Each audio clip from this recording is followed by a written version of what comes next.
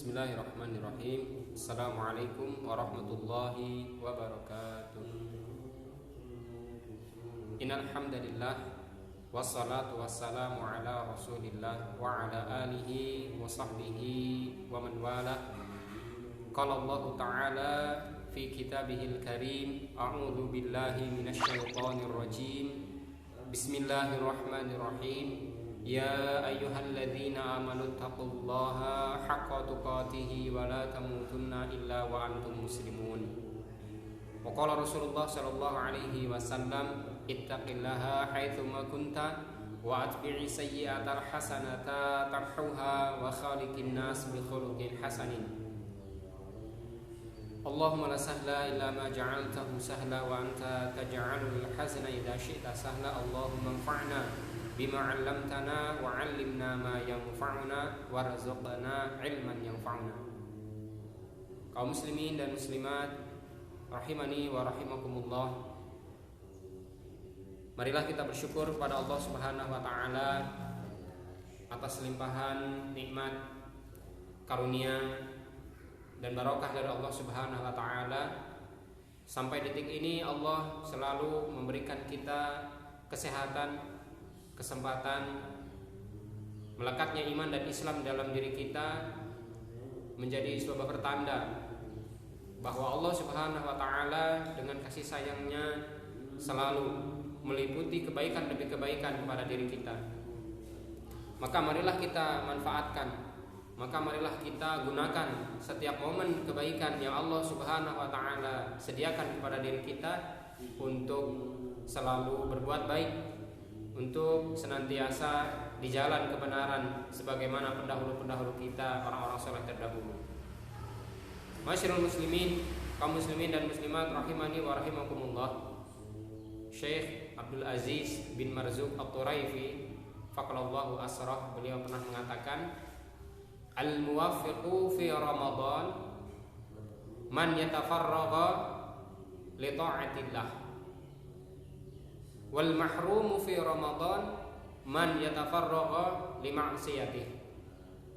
Artinya, orang-orang yang beruntung, orang-orang yang sukses, yang menemui keberhasilannya fi Ramadan, di bulan Ramadan adalah man yatafarraga, mereka yang meluangkan waktu, mereka yang mengisi waktu yang Allah Subhanahu wa taala sediakan li ta'atillah, untuk taat kepada Allah Subhanahu wa taala.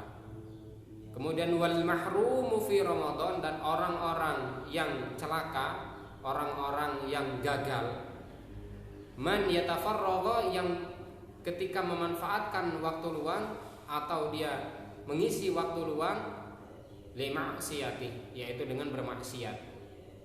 Maka tentunya orang-orang yang senantiasa mengisi waktu luangnya dengan kebaikan dan ketaatan, dengan nilai-nilai ibadah, maka dia akan diberikan sebuah ganjaran yang sangat tak terhingga, yaitu pahala yang luar biasa dari Allah Subhanahu wa taala.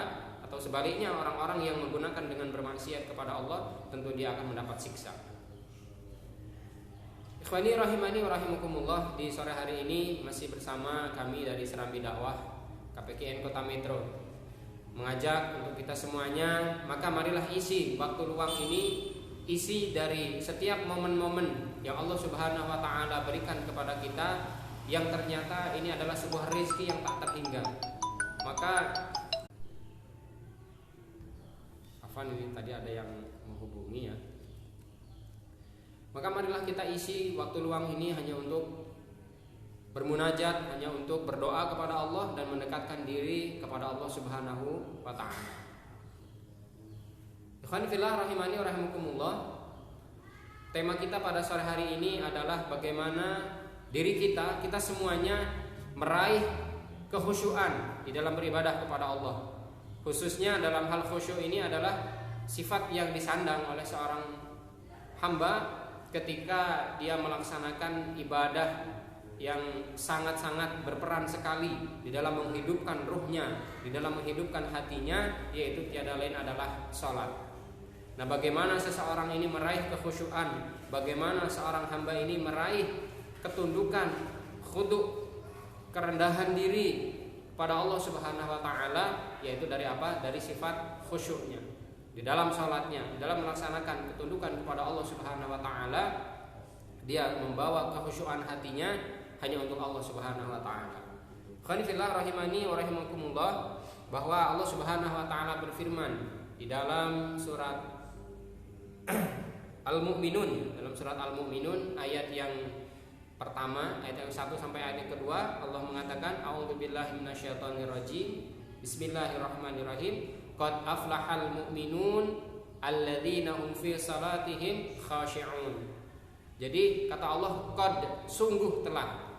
Ada kata qad, ini adalah telah, berupa sebuah isim taukid atau penekanan, penegasan. Sungguh telah beruntung siapa mereka, yaitu orang-orang beriman, al-mu'minun alladzina hum fi salatihim khashi'un, yang mereka-mereka ini mampu meraih kekhusyuan di dalam salatnya. Maka pujian ini hendaklah disandangkan kepada diri kita tentang sebuah hadiah dari Allah Subhanahu wa taala ini. Seyogianya kita juga harus selalu bisa meraihnya. Bagaimana caranya? Maka tentunya adalah meraih dengan satu bentuk amal ibadah yang spesial ini dari sholat ini. Maka mari kita khusyukkan setiap hati kita untuk Allah Subhanahu wa taala. Wa fillah rahimani wa rahimakumullah, sholat yang kita lakukan, sholat yang selalu menjadi amal keseharian kita, yang menjadi sebuah kebiasaan kita dan konsumsi kebutuhan kita, maka marilah kita hadirkan dengan hati. Karena sholat yang kita lakukan bukan hanya penggugur kewajiban, dan bukan pula ini adalah sebuah keterpaksaan sebagaimana layaknya seorang hamba kepada Allah Subhanahu wa taala, meskipun seyogianya demikian. Tapi sholat ini adalah lebih dari yang demikian. Esensinya atau nilai yang terkandung di dalamnya adalah bentuk dari ta'abudiyah kita. Nilai dari bagaimana kita membawa hati kita, membawa seluruh jiwa dan raga kita, yaitu untuk tunduk dan patuh kepada Allah Subhanahu wa taala. Maka buktinya ini adalah dengan apa? Dengan senantiasa melaksanakan salat. Maka sungguh bisa kita lihat dan bisa kita menilainya bahwa orang-orang yang tidak membawa hatinya tentu dia akan terbawa kepada kelalaian.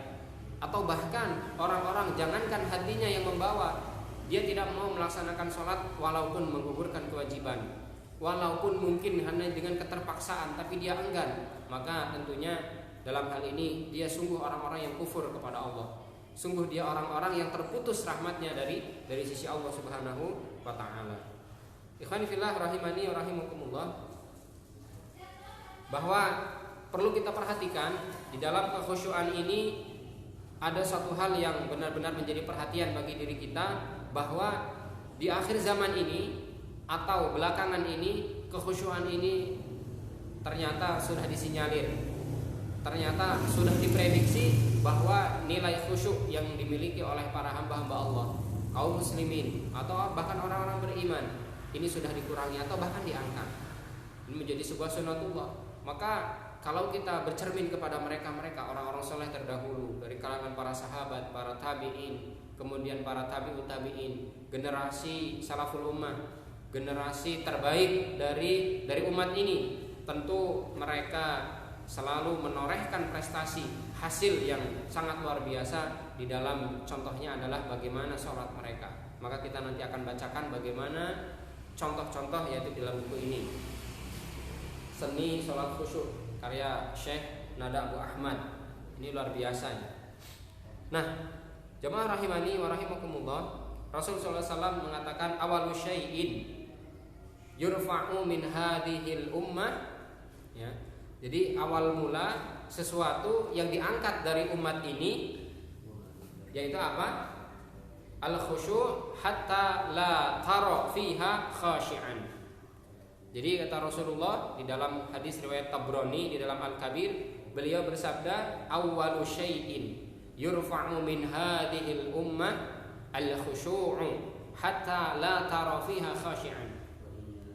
Awal mula yang akan diangkat dari umat ini adalah khusyuk atau kekhusyuan di dalam beribadah, sampai hatta la tara, sehingga kamu tidak akan pernah bisa melihat, sehingga kamu tidak akan pernah bisa menyangka fiha khashi'an, di dalamnya ada orang-orang yang bisa khusyuk. Terkadang ketika sudah mulai mungkin kita sebenarnya taharahnya kita sudah benar. Ketika kita berwudu, kita dengan wudu sesuai dengan sunnah Rasulullah Shallallahu Alaihi Wasallam. Berwudu sesuai dengan ajarannya para ulama. Ketika berwudu kemudian masuk masjid kita sudah berdoa.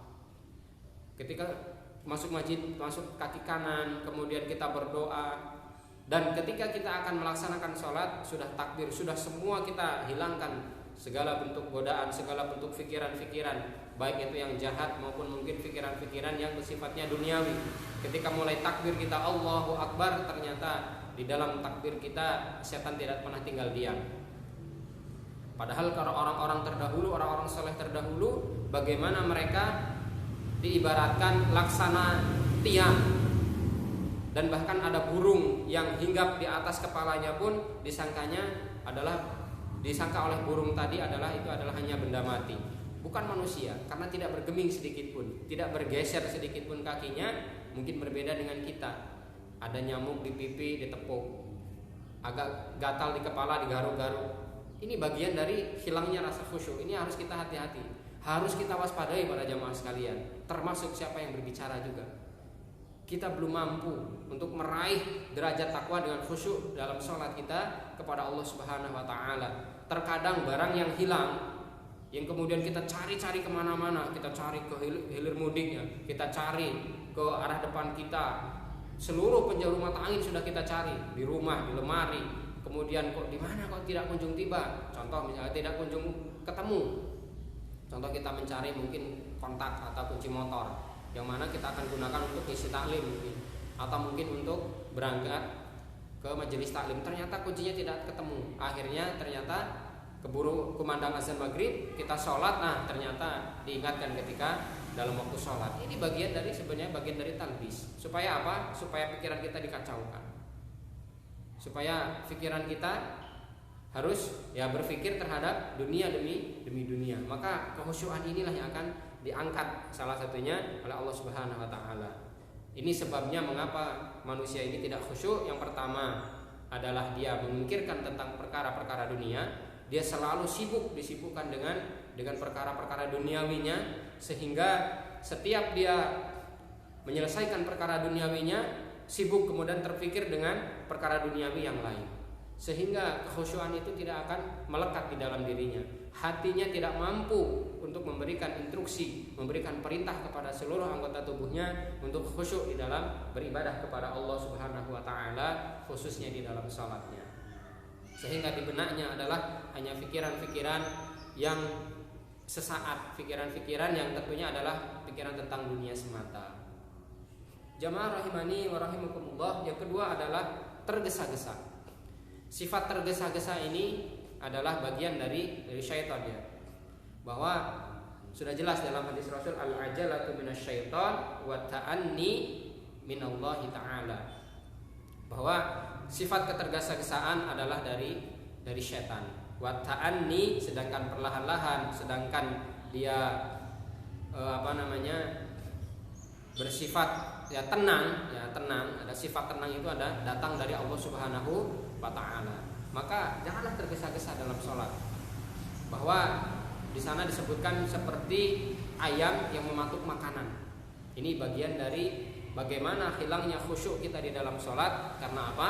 Karena kita tergesa-gesa di dalam supaya bisa untuk menyelesaikan sholat tadi. Mungkin banyak urusan, dan urusan-urusan dunia yang lain yang sudah berjubel di dalam otaknya, di dalam benaknya adalah dunia dan dunia, sehingga akhirnya kita luput dari kekhusyuan. Atau bahkan mungkin bisa jadi ketika kita sholat pun lupa rakaat, lupa rukun sholatnya, lupa kewajiban dari bagaimana kita melakukan dalam gerakan-gerakan sholat. Ini yang perlu kita waspadai, karena ini bagian dari godaan syaitan. Maka ternyata Imam Hasan Al-Basri rahimahullah ta'ala, beliau pernah ditanya, ayanamu iblis, apakah iblis itu tidur? Ya, jadi Imam Hasan Al-Basri ditanya oleh seorang muridnya mungkin ya. Jadi ayanamu iblis, apakah iblis itu tidur? Maka kata Imam Hasan Al-Basri, idza namal iblis ya fakana lana roha, maka kita bisa istirahat. Artinya kita yang istirahat ini tidak menyadari bahwa iblis itu tidak pernah istirahat. Iblis itu tidak pernah tidur. Masya Allah ya. Jadi iblis itu tidak pernah tidur. Berapa? 1 kali 24 jam, sehari semalam lah intinya. Untuk apa? Menggoda, menggelincirkan, membumbui setiap racun-racun yang mereka tebarkan. Dengan apa? Yaitu dengan kemasan madu. Kalau kita melihat madu kan kita senang. Karena apa? Bagian dari obat, bagian dari dawa. Tapi ternyata itu racun. Salah satunya tadi, ketika kita lupa terhadap barang yang kita letakkan di mana, ketika sholat kok lupa ingat. Atau bahkan mungkin di dalam sholat kita yang sudah kita berusaha khusyuk, terlintas di pikiran kita yaitu tentang perkara dunia. Maka ada seorang alim, Imam Wahab bin Munabbih, beliau mengatakan potong lintasan itu ya semuanya dengan beristighfar kepada Allah Subhanahu wa taala. Potong lintasan itu dengan ingat kita. Astagfirullah. Berarti kita ini digoda ini. Karena apa? Karena memang ketika azan berkumandang, kata Rasul ya, setan itu akan lari terbirit-birit sampai terkentut-kentut. Dia jauh sekali akan menjauh dari kerumunan manusia. Karena apa? Karena saking takutnya. Azan selesai, dikumandangkan iqamah, ada setan yang kemudian bertugas ya, khusus untuk apa? Menggoda anak cucu Adam yang sedang sholat. Akhirnya pikiran mulai kembali, pikiran mulai kacau. Banyak sekali pikiran-pikiran yang merasuk ke dalam benaknya. Ini. Maka kalaulah mungkin kalau orang-orang soleh terdahulu itu berbeda dengan diri kita, tentu itu adalah sebuah keutamaan. Mereka mampu menundukkan hatinya, mereka mampu menundukkan hawa nafsunya, hatinya selalu memerintahkan yaitu kepada kekhusyuan kepada Allah Subhanahu wa taala. Ikhwani fillah rahimani wa rahimakumullah, para jamaah sekalian, bahkan Allah Subhanahu wa taala ya melalui Rasulullah sallallahu alaihi wasallam membenci gerakan yang cepat tadi ya. Apalagi mungkin kalau kita beberapa tahun yang lalu kita menyaksikan dengan tentunya banyak sekali yang melihat ya, entah itu di televisi ataupun mungkin di layar kaca Android kita, yaitu sholat yang dilakukan sebanyak 11 rakaat atau 23 rakaat gitu, hanya waktu 7 menit. Masya Allah, itu gimana bacaannya? Allahu Akbar ya. Akhirnya ya seorang kiai pun ya Ustaz Amar Zahid pun beliau yang mengkritik sebenarnya. Ya, NU juga nggak seperti itu. Banyak seolah-olah ya memang semuanya tidak seperti itu.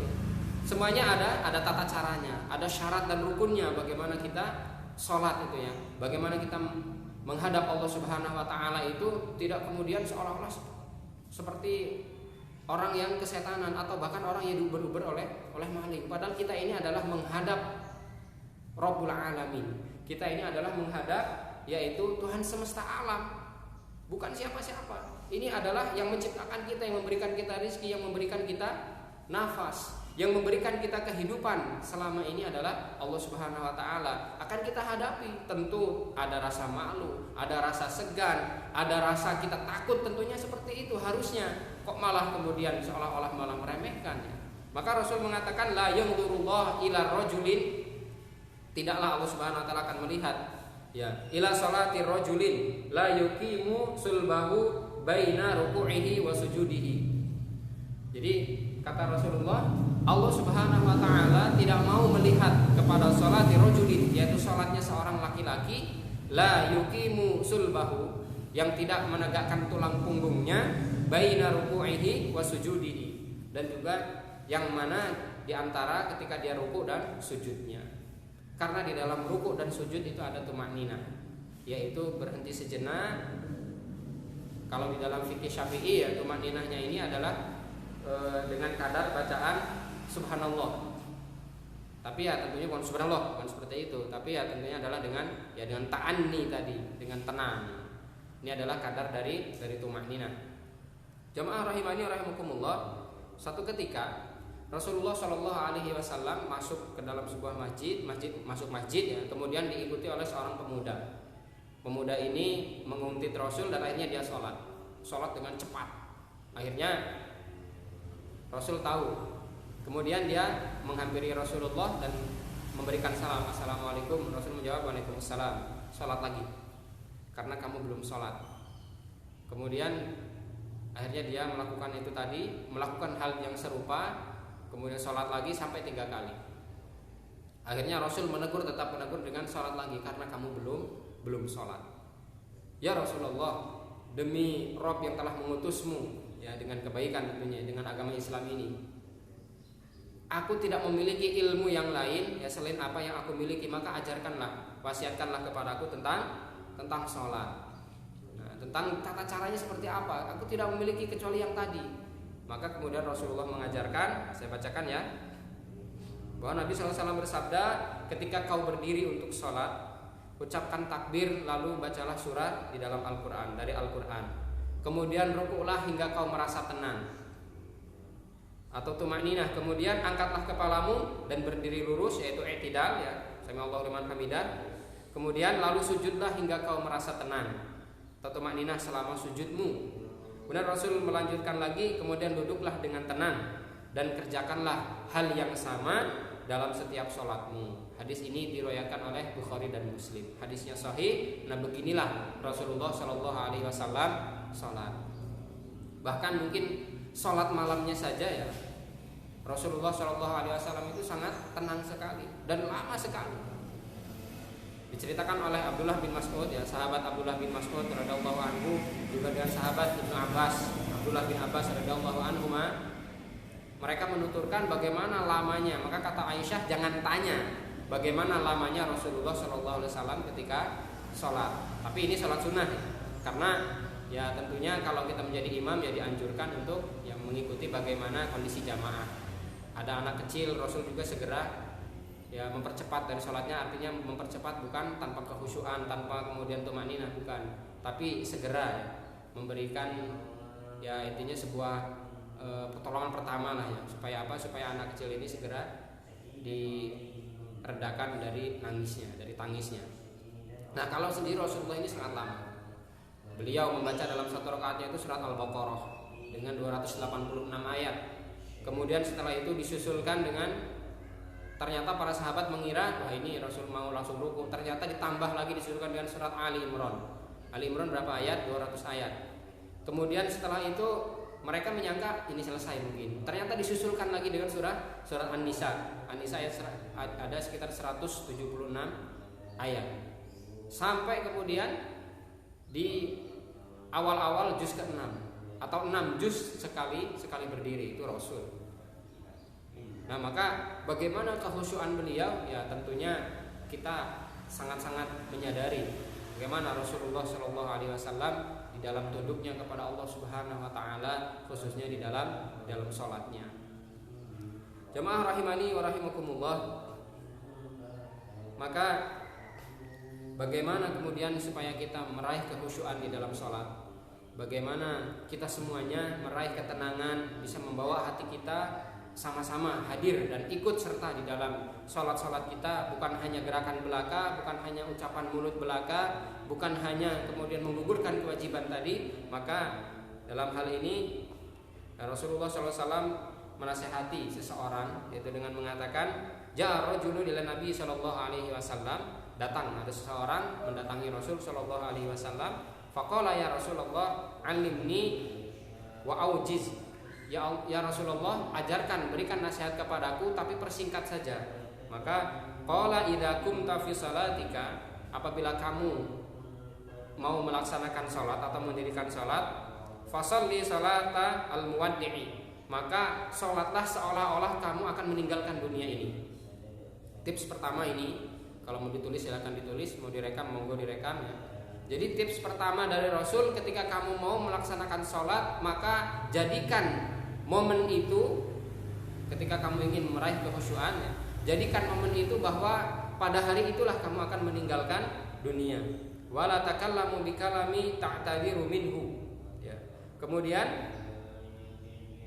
jangan berbicara dengan satu kalimat yang esok hari kamu akan meminta uzur dengan ucapan itu.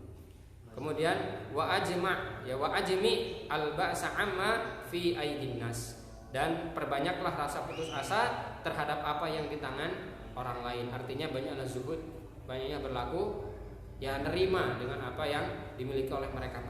Hadis ini dengan derajat hasan dikeluarkan oleh Imam Ahmad Ibnu Majah dan Abu Nuaim dalam Al-Hilyah.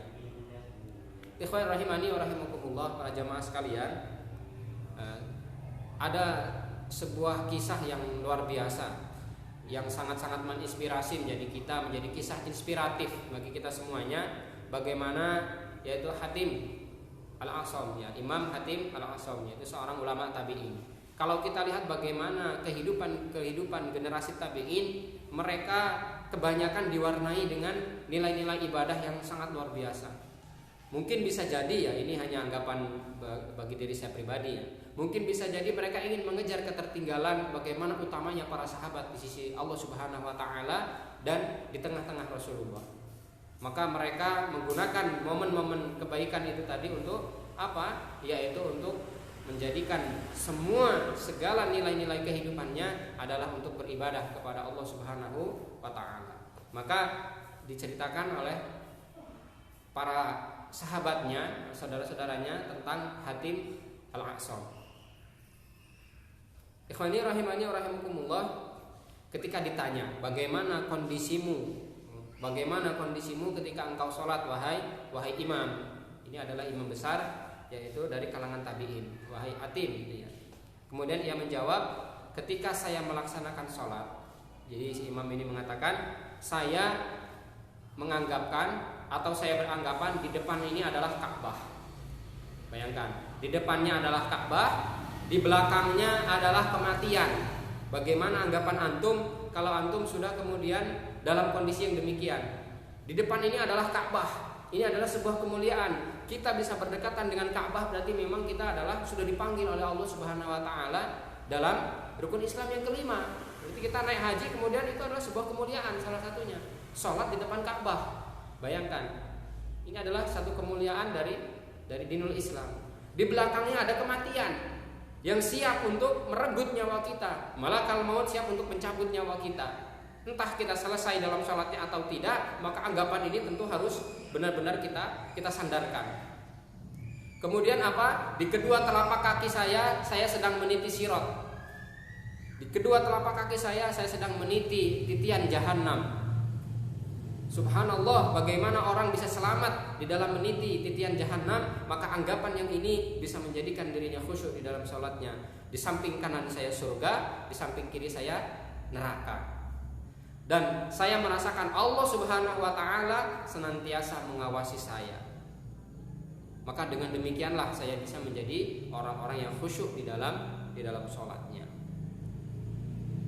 Jamaah rahimani wa rahimakumullah. Nah, inilah tipsnya. Bagaimana beliau memberikan sebuah tips terbaik kepada kita semuanya. Bayangkan saja, kalau kita dihadapkan oleh Allah Subhanahu wa taala dengan kondisi kita harus meniti titian jahanam, yang ini adalah sebuah sunatullah yang wajib dilalui. Tidak ada yang oleh Allah Subhanahu wa taala diberikan dispensasi, kamu enggak usah niti neraka di titian jahanam. Jembatan ini tidak layak bagi kamu. Kamu naik ekspres aja, naik pesawat. Tidak ada. Meskipun tetap meniti, tapi orang-orang yang beriman, para nabi dan rasul menitinya dengan secepat kilat. Ada yang menitinya dengan secepat angin berhembus. Ada yang menitinya secepat kedipan mata. Ada yang menitinya seperti orang lari kencang. Ada yang melewatinya sebagaimana dia orang yang naik kuda. Kemudian ada juga yang menitinya dengan merangkak, bayangkan. Nah, kita bayangkan bagaimana kita meniti sirat itu dengan merangkak. Ketika kita sholat, kita bayangkan ketika kita melangkahkan kaki, langkah demi langkah, yaitu merangkak di atas titian jahanam yang di bawahnya ini adalah api yang berkobar-kobar.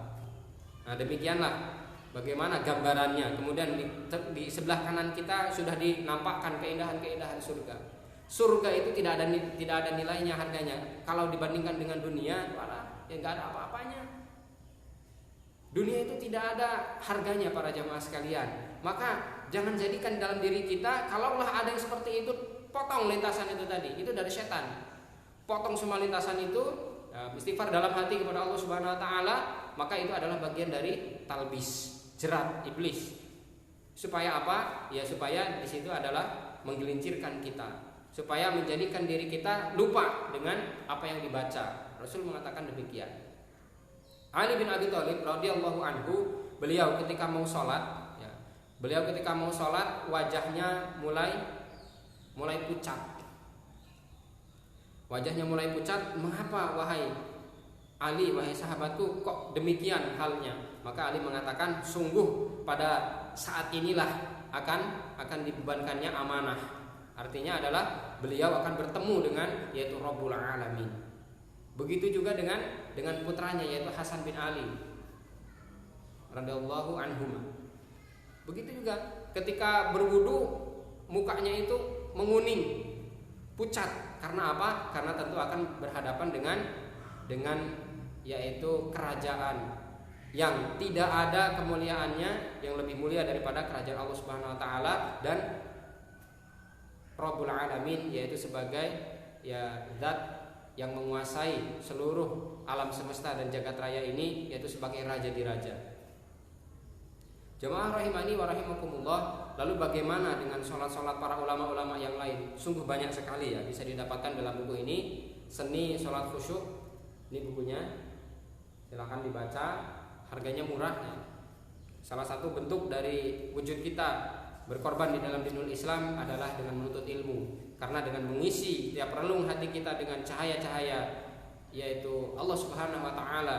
Karena dikatakan oleh guru dari Imam Syafi'i yaitu Imam Waqi' bin Jarrah, beliau mengatakan ilmu itu adalah al-ilmu nurun wa nurullah la yuhda lil 'asi. Jadi ilmu itu adalah cahaya, kata beliau. Maka salah satu yang akan menerangi hati kita adalah dengan ilmu. Maka silakan, ini ada buku Seni Sholat Khusyuk, silakan didapatkan oleh para jamaah sekalian, oleh Anda sekalian dimanapun, yaitu di toko-toko buku, di Gramet juga insya Allah ada ya. Kalaupun tidak ada, nanti bisa mungkin ya mencari di internet juga ya. Jamaah rahimani wa rahimakumullah, sebenarnya banyak sekali contoh-contoh bagaimana mereka para salafus saleh, orang-orang soleh terdahulu di dalam mengamalkan, yaitu dengan hatinya untuk menjadi orang-orang yang khasy'un, orang-orang yang senantiasa khusyuk. Maka Allah mengatakan dalam surat Al-Baqarah ayat yang ke-45, Allah berfirman, wasta'inu bisabri wassalah wa innaha lakabiratun illa 'alal khasyi'in.